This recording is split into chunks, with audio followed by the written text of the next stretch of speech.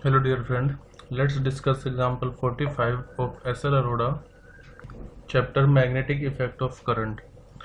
The question is if a particle of charge q is moving with velocity v along the z axis, यानी कि हमारे पास जो charge particle है वो z axis के along move कर रहा है। तो मैं मान लेता हूँ लेट ये x, ये y और ये z एक्सिस है। तो लेट पार्टिकल की जो वेलोसिटी है वो along the z एक्सिस है v, and the magnetic field B is acting along the x axis. जो मैग्नेटिक फील्ड है वो B के अलोंग है, सॉरी जो मैग्नेटिक फील्ड है वो x के अलोंग है। हमें इस एक्सप्रेशन का यूज करते हुए ये फाइंड करना है कि फोर्स की डायरेक्शन क्या होगी। तो देखो ये पहला पार्ट है। अब F equal to Q V cross B है, तो यहाँ पर क्रॉस प्रोडक्ट हो रहा है velocity and magnetic field vector का। तो जब क्रॉस प्रोडक्ट होता है जैसे F equal to Q V cross B है, जो फोर्स की डायरेक्शन होगी it will be perpendicular to the direction of velocity and the magnetic field. तो यहाँ पर क्रॉस प्रोडक्ट हमें करना होगा।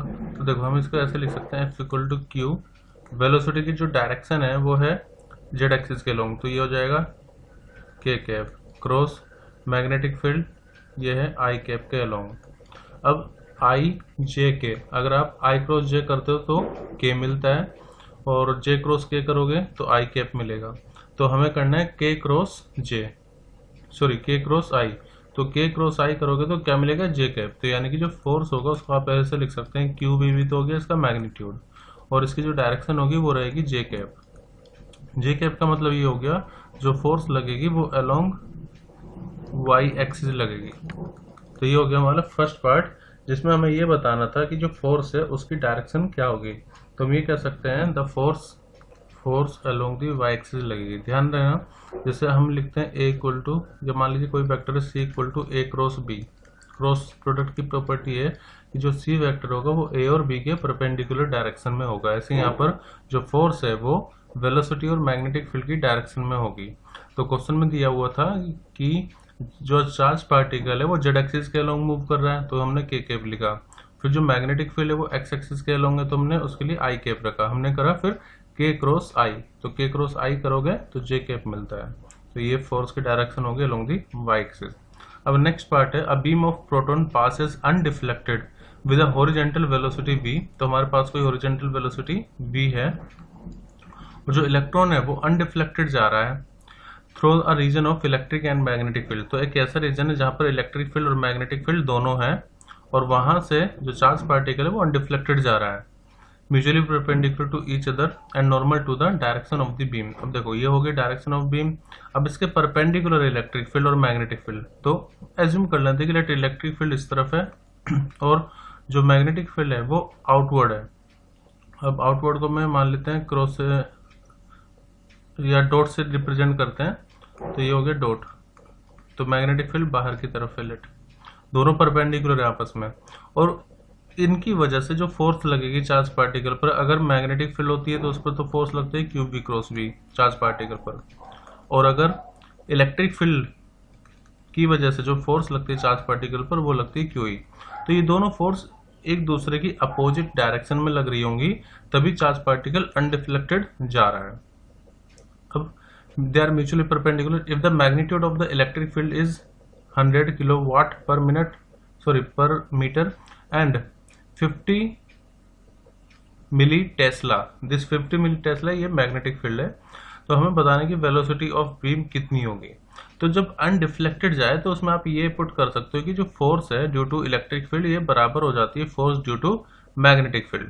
तो अगर मैं इसका मैग्नीट्यूड लो और वैसे भी ये परपेंडिकुलर है तो ये क्यू भी हो जाएगा, सॉरी इलेक्ट्रिक फील्ड तो क्यू ही रहेगा, और ये हो जाएगा क्यू वी बी। तो क्यू से क्यू कैंसिल कर दो, तो वेलोसिटी इक्वल टू आ जाएगा ई अपॉन में बी। अब इनका मैग्नीट्यूड रख लेते हैं। जो इलेक्ट्रिक फील्ड है वो है 100। अब क्योंकि यहाँ पर किलो है तो किलो के लिए मैं 10 की पावर 3 की मल्टीप्लाई कर दूंगा, फिर डिवाइड करेंगे मैग्नेटिक फील्ड से जो कि 50 मिली है, और मिली का मतलब हो गया 10 की पावर -3। ठीक है, अब ये हो गया 2, और ये पावर ऊपर जाएगी 10 की पावर -3 वाली, तो ये हो जाएगा 2 × 10 की पावर 6 मीटर पर सेकेंड। इसका मतलब जब ये अनडिफ्लेक्टेड जा रहा है तो इसकी जो स्पीड होगी वो 2 × 10 की पावर 6 मीटर पर सेकेंड होगी। अब इसके बाद पूछा है कि force with which it strikes the target on the screen if the proton beam current is equal to 0.80 milliampere। तो मान लेते हैं कि लेट यहाँ पर कोई स्क्रीन है, ठीक है। अब जो प्रोटॉन है वो इस तरफ जा रहे हैं। अब जब ये स्ट्राइक करेंगे बीम पर तो ये कुछ फोर्स अप्लाई कर रहे होंगे, तो हमें ये फोर्स निकालनी जो स्क्रीन पर इस प्रोटॉन बीम की वजह से लगेगी। ध्यान देना, ये फोर्स हमें नहीं निकालनी है, हमें फोर्स वो निकालनी है जो कि प्रोटॉन इस स्क्रीन पर जाकर के लगाएंगे। अब जब ये पार्टिकल स्क्रीन पर जाकर के गिर रहे होंगे तो इनके मोमेंटम में चेंज आएगा, और हमें पता है जो फोर्स होती है वो होता है change in momentum, rate of change of momentum, यानी कि dp/dt। तो पहले हम ये पता कर लेते हैं कि जो मोमेंटम में चेंज है वो कितना है, और मोमेंटम का फॉर्मूला क्या होता है। तो मोमेंटम का फॉर्मूला होता है p = मास इनटू में वेलोसिटी, ठीक है। अब ये पता कर लेते हैं कि देखो हमें करंट तो दिया हुआ है, करंट कितना है 1 I की वैल्यू हमें दी हुई है 0.80 मिली एम्पियर, मिली को मैं 10⁻³ एम्पियर लिख सकता हूँ। तो इतना करंट ये हमें गिवन है। अब आपने फॉर्मूला पढ़ा होगा, करंट I = होता है Q/T, ठीक है, Q/T, और Q मतलब चार्ज, तो उसको आप Ne लिख सकते हो, Ne/T। तो यहाँ से मैं पहले ये पता कर लेता हूँ कि नंबर ऑफ प्रोटॉन है कितने पर सेकंड में जो कि स्ट्राइक हो रहे हैं। तो इसके लिए मैं ये फॉर्मूला यूज करूंगा, I = Ne/T, ठीक है। अब तो हम ये पता कर लेंगे कि एक सेकंड में कितने प्रोटॉन आकर के स्ट्राइक कर रहे हैं, और टाइम हम लेंगे 1, यहाँ पर भी टाइम जो हम लेंगे वो 1 सेकंड लेंगे। तो पर सेकंड का हम देख रहे हैं कि पर सेकंड में कितने नंबर ऑफ इलेक्ट्रॉन स्ट्राइक कर रहे हैं। तो n क्या है, number of proton striking the screen पर सेकंड। सो n को मैं लिख सकता हूँ, t तो 1 हो गया यहाँ पर, तो n = कितना हो जाएगा I/E। अब I की वैल्यू है हमारे पास 0.80 इंटू 10⁻³ डिवाइड में E की वैल्यू होती है 1.6 इंटू 10⁻19, 1.6 इंटू 10⁻19, तो N की वैल्यू आ गई 5 इंटू 10⁻15 पर सेकेंड। अब ये फॉर्मूला हमारे पास F = dp/dt, मतलब rate of change of momentum. तो F = d/dt, यहाँ पर हम लिखेंगे m, यानी कि mv होता है फॉर्मूला, तो m इंटू v। लेकिन क्योंकि हमारे पास n नंबर ऑफ प्रोटॉन है जो स्ट्राइक हो रहे हैं, तो हम इसको लिखेंगे mnv,